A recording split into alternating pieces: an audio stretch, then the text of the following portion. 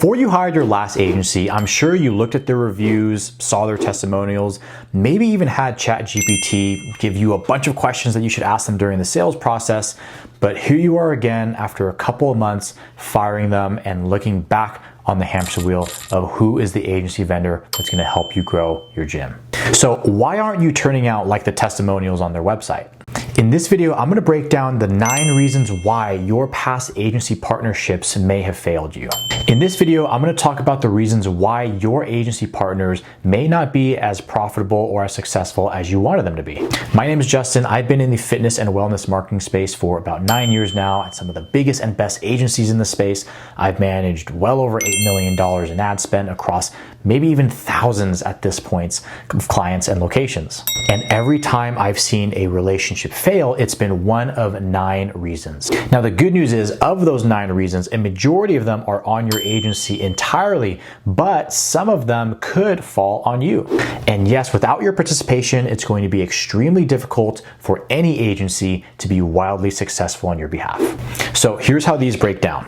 There's going to be 2 categories of failure that we're going to go over. Ones that are on the agency and ones that are on you. For the agency, the first one we're going to go over is failing to recommend great offers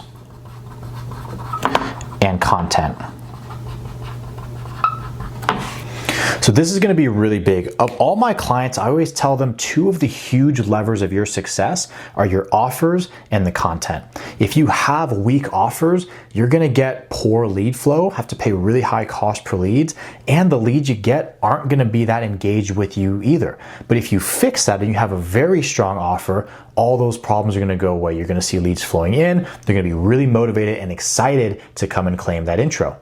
Now, I did a video that I'll link down in the description all about the offer framework that I follow for some of the best offers I've ever ran, but that's going to be a huge one. If they don't know what offers to run, or they just take whatever offer you want or you think will be successful, that's going to be a huge red flag. Now, sometimes it is great to collaborate with what offers you want and what could do well, but a lot of times in my experience, the owners, it's not your job to know what offers are great for paid ads. That's on us. We have to test, we have to iterate, we have to learn what things work well. Then we have to take that knowledge to you and recommend great offers that we should put together. And the same goes for content. A lot of you guys have really good content already, but content formats change and consumer preferences change. If the agency is not keeping you up to date on what type of content they want, what's the best performing content right now, giving you scripts to maybe deliver for videos like these, that's going to be a huge obstacle to success in an agency relationship. The second thing we're going to go over is too slow of optimization windows.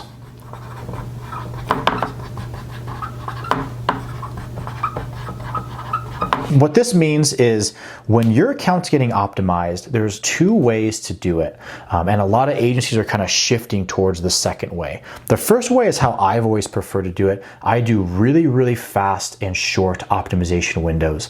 I personally run a daily optimization schedule, which means when I'm working with a client, I see the results every single day.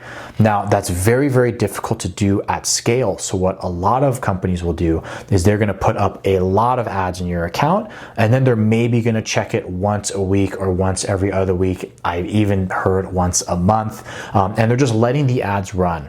Now, letting great ads run is a smart idea. I'm not saying that your ads need to be changed all the time or daily. A lot of times when I'm in the accounts, doesn't mean I'm always changing ads. I'm just keeping tabs on what's going on. But a lot of these companies now, as they grow, if they don't have the staff to grow or they don't have the skill on their staff to know how to properly optimize, they just end up putting it a little bit on the back burner. And if you have a bad set of ads, those run for just too long and they don't notice it and they don't replace them. And if they're not recommending great content for you, they're not replacing them with better content or better ads. And if they're not recommending great offers, they're not able to optimize into different offers. So it gives you kind of a slew of problems. So that's the second one. That's totally on them. They're too slow to optimize your actual account. And the third one is going to be a bad account manager or media buyer.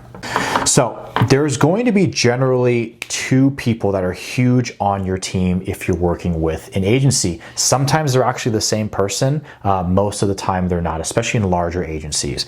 Now, what you typically will see is you typically interact with your account manager. That's going to be the person you call, text, or email if you have questions or problems or have ideas, and they're the ones that should be reaching out to you about good offer ideas or content requests or suggestions. Now, behind the scenes, you'll have a media buyer. Now, the media buyer is who actually works in the ad accounts. It's not always the same person as your account manager. And that's not really a bad thing. That's just what happens when companies grow and scale. They tend to separate these departments out. Now, the issue is you might have a rock star account manager who kind of leads the strategy and the communication with you, and maybe they're very experienced at ads, but your media buyer might be training or just might not be that privy. They might be a little bit more of a budget media buyer. So the person who's actually executing on the strategy that you want may not be the person who you're communicating with all the time, and you may not even know the qualifications of the media buyer actually working on your account. Or sometimes these are flipped. Sometimes you have a rock star media buyer, but your account manager doesn't know anything about marketing. So they're not able to work really well together and speak the same language. They're not able to execute on your actual vision and provide great customer service. Personally, being a freelancer, I do both roles. So I work as the account manager and the media buyer. I found that I get best results that way, but that's gonna be something that a lot of clients don't know. Behind the scenes, you may be interacting with the A team, but behind the scenes working on your actual account, it might be the B team executing. And if those two things aren't aligned, you're gonna have struggles. And the fourth one we're gonna go over is not marketing to specific avatars. Avatars, some people call them ICPs, ideal client prospects, but this is who do you want in your gym. Now, a lot of times you see these ads always, they're cookie cutter. They say things like, we want 10 women in Kansas City to join our gym. That's speaking to everybody. And one pro is you might get a lot of leads. And if you have a rock star sales team, that could even be fine. Maybe you're gonna actually crush it with that methodology. But what we're seeing now is you have to market to specific types of avatars. Who exactly are you marketing to? Is it just 10 women in Kansas City that you want? Or is it 10 moms? Is it perimenopausal or postmenopausal moms? Is it parents? Is it younger people? Are they a little bit older? What are the pain points you're actually looking to address and market to? That's not only going to get you a more qualified lead, but that's how you get those leads that are excited to come in and do your trial. That's how you get people when you call them, they don't say, well, I don't know what this is, or who are you, or I don't remember filling out that form, because they just saw a post that said, I'm looking for 10 women in Kansas City. They're a woman in Kansas City. They clicked it. Next thing you know, their information was entered to your sales team. If you're not marketing to specific avatars and you're just going very, very broad, that might work out a little bit, but there's going to be a ceiling on that that's going to be pretty low. So that's another one that the agency needs to get guidance on. They should be working with you to get specific client avatars that they'll market to. For most gym clients, I would say anywhere to about 3 client avatars is the most. You shouldn't have a whole bunch. Most companies do have between 1 and 3 avatars that they really market to mostly. And then the 5th one, it kind of works into that, but it's just being too generic or copy paste. And again, we mentioned this earlier, you've seen it. Hey, I'm looking, it's like a square box. I'm looking for 10 women in Kansas City. It's the same call outs that you see everywhere. Now, one of the reasons why you see that happen is because, yeah, those ads actually generate a lot of leads, believe it or not. The quality of those leads is something that we want to consider. But if you're looking just A/B testing purely on leads, those ads get a lot of attention. They get a lot of people to opt in. But one of the downsides is, again, the quality of the leads are lower. A lot of times they're not going to know who you are or why you're calling them. And your ads look like every other gym. And again, the reason why those gyms are doing them is because they're getting a lot of leads. So the agencies think these are really, really good ads. But you're going to blend in just like everybody else. And you're not going to really be special. So you're only going to be marketing to people who are kind of in the stage of awareness for you anyways. They maybe were considering you and now they're just waiting for the best offer, or they're going to go to whoever has the lowest barrier trial for them, and you're not really going to be able to hold a lot of value in the gym. Now, everything else that the agency should be doing kind of falls within that, but there are some things that require your participation if you want to have a wildly successful agency or marketing vendor partnership. So let's talk about some of the things that we'll want to focus on for you. The first, measuring ROI wrong.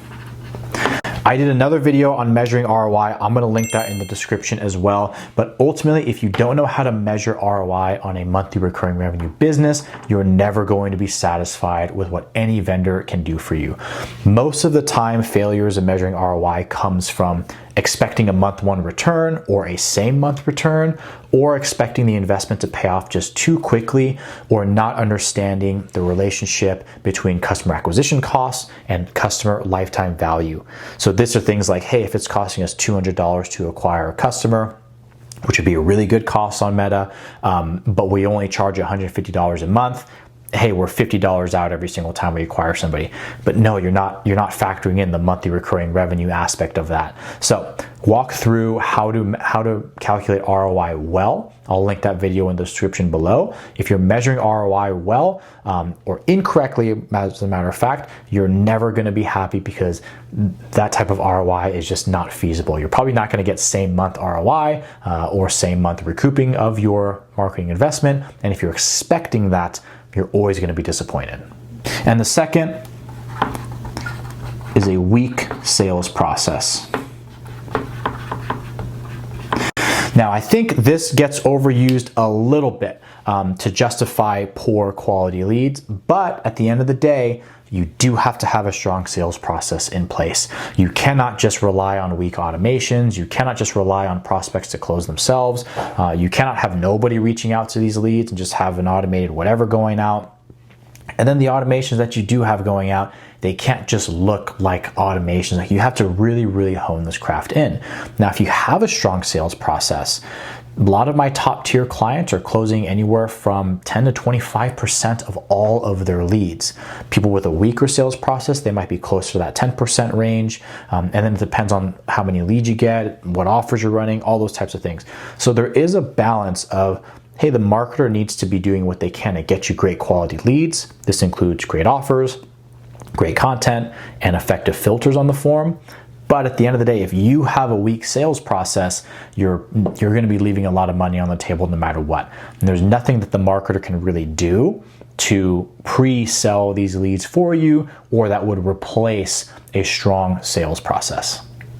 And in that weak sales process, I would also clump in a poor experience for the prospect. You know, I've had clients who have literally had over 25 of our paid leads take their trial within, I think it was 2 months, and they closed none of those leads. And then, you know, naturally the partnership didn't work out because they didn't get any sales.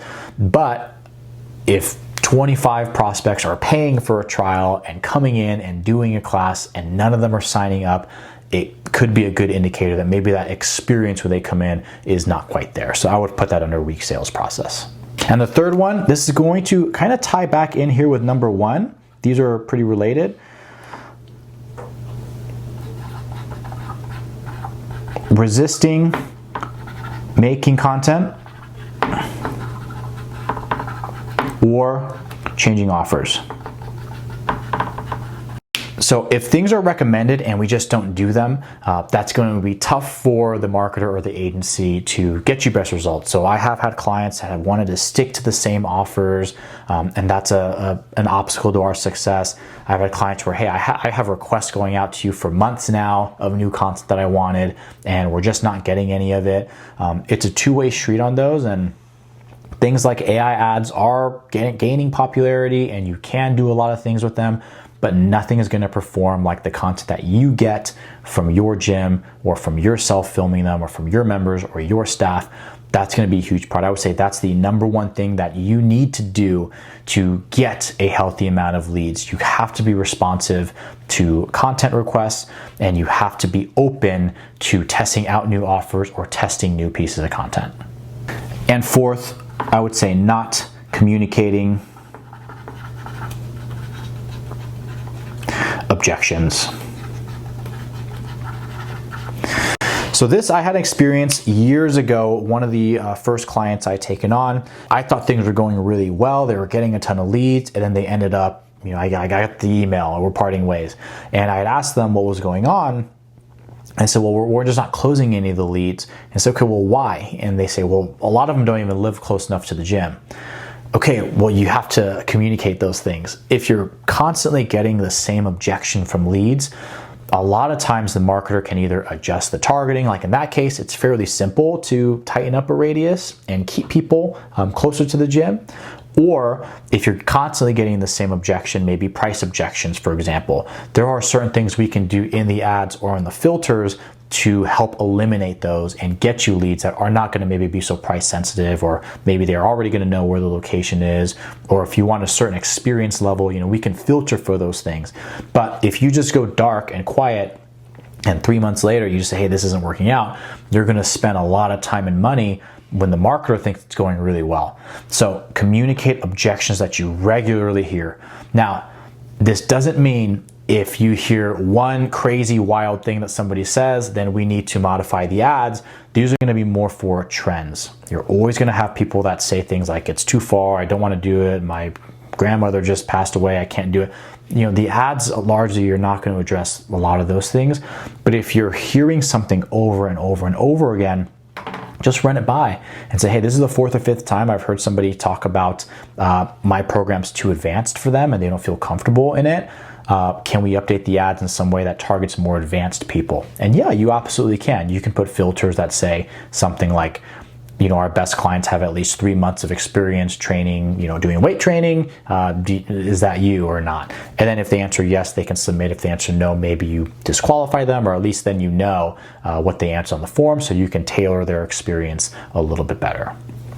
Now, meta ads is one of the best ways to control the scale of your fitness studio. And I think that with the right vendor, you can absolutely unlock that controlled scale.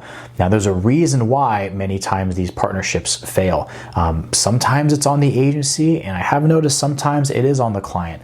Now, if you're committed to holding up your end of the bargain, most of your relationships should be pretty successful. Now, if you feel like your agency in the past, or maybe the one you're using right now, and you're obviously having doubts about, that's why you watch this video, maybe you're not holding up their end of the bargain, then check out the description below this video. There's a form in there where we can get in touch. If you'd like a higher touch personal connection to your ads from somebody who is extremely experienced in the field, then check out that form below. Let's get in touch and let's talk about your ads.